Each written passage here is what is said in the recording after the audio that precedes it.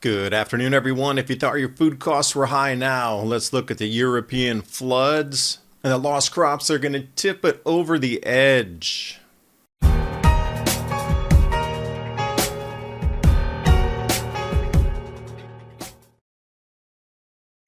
And all eyes are on Budapest, waiting for the massive floods coming downstream from 3 different countries, converging on the Danube.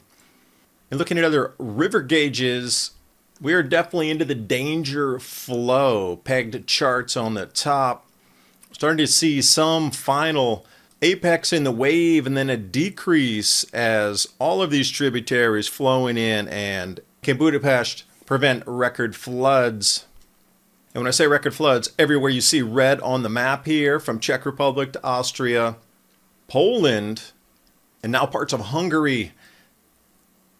And everything is converging into this one single area.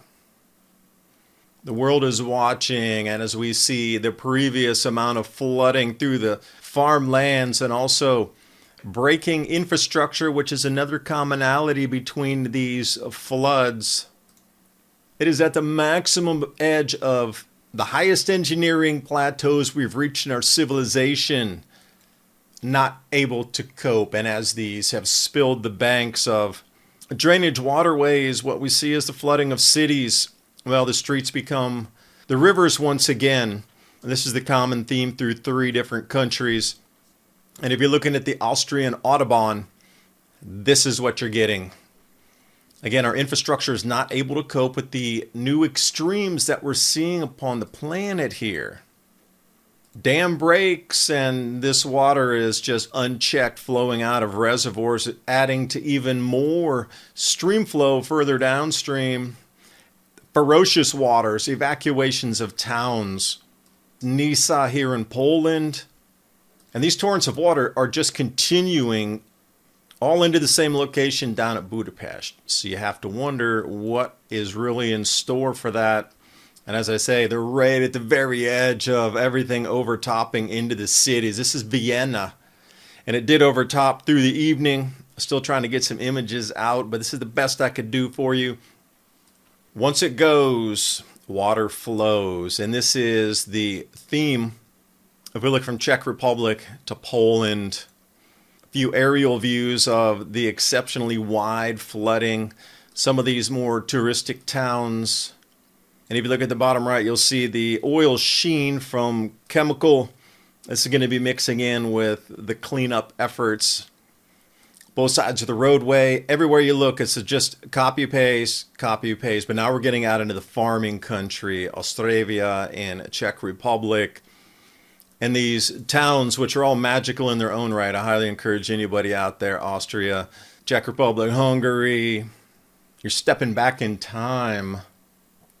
But not right now, because you would need a boat. And what we see is it large? Is it small? That was the previous one from the video. And now we're looking at shopping malls. This is the kind of damage now into anything with underground parking or anything with lower floors. The cleanup is going to be immense. So I would look here and say, with this kind of debris flow, are we touching on the very light edge of a mud flood? Because back then, without machines, they would have just said, too much trouble to clean it out. Let's build on top. Bank of America said, do what central banks are doing, buy gold. Gold is up 20% in 2024. The tech-heavy AI-driven NASDAQ only 17%. Reports coming out of a Samsung solid-state battery breakthrough sent silver skyrocketing. JP Morgan forecasts silver to surpass $36 an ounce in 2025.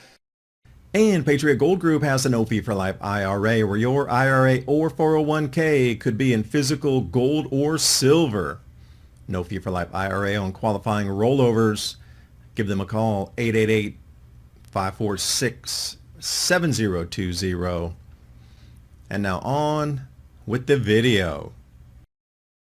So let's move to the farmlands, because that's really where the rubber meets the road on this. How many crops are going to be lost, and how's it going to drive your food price? Because this is, again, copy paste. What do we see? Farmlands flooded over vast areas. To the right over there, probably about 4 o'clock position. Those are fields that are underwater, ready to be harvested. You can even see the corn poking out there. So why do I bring that to your attention? Well, if we look at the crop calendar, which, by the way, I put in the description box below, take a look at everything yourself. See the dates of harvest in the countries and when they plant the different crops. Black box is now, September, October. Definitely going to be another month before they can clean up and get anything, back to normal again. So in the harvest, at the tail end of the spring barley, so that's going to be dented corn and sunflower seed right in the middle of that most gargantuan harvest. And now if you think they're going to be planting the wheat and the barley, I don't think so. So again, you've got to look at these major staple crops. Czech Republic crop calendar. Into the harvest time of the spring barley, most of that's underwater, or a large percentage that's going to be dented corn, oat, also sunflower again. And where are they going to be planting? The winter wheat, not so much. Barley, winter, not so much. The rye is probably going to be behind as well. So you can look out into the futures markets on whatever continent you're trading, and then not financial advice, but it looks like there's going to be a lot of losses here and delayed planting and just plain lost on the harvests. We look into Poland, spring barley, again, harvest time, so much underwater, corn, oat. And then we come into the greens, which is they're supposed to be planting right now the winter barley, the winter wheat, but not. So let's add these up and we'll really see what is overlapping here. So the disruption in the planting, just in a general sense, is going to be the winter wheat, the winter barley, and the rye. The disrupted harvest, which is occurring right now, so just subtract, is going to be spring barley, corn, oats, safflower/sunflower for the oil production there. Ukraine's offline, pretty much. Numbers coming out of there are sketchy at best. And then we look at the September EU wheat estimates. And this is off the World Agricultural Production September PDF that they put out. And they were already expecting wheat production downward revisions, changes, all the countries in red. Those are the same ones that are experiencing the floods right now. So in addition to the drought-stricken reductions, now they have flooded and possibly very little, if no yields coming out of certain portions of the countries. And then also in the beginning of the year, the European wheat production down again because of Northwest this time, really wet in the beginning of the year. They're having some problems planting because of excessive spring rains.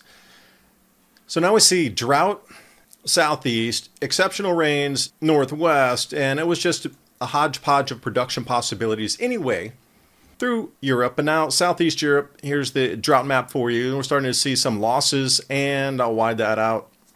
Same areas where the rivers are going to flow down through Hungary. Now, after the Danube, then where does that spill off to? Because this is just a disaster in slow motion as water is slower than, say, a tornado. So you're looking at different drought conditions, and what does that mean for us? Well, plants need water to grow. That's kind of an easy one there.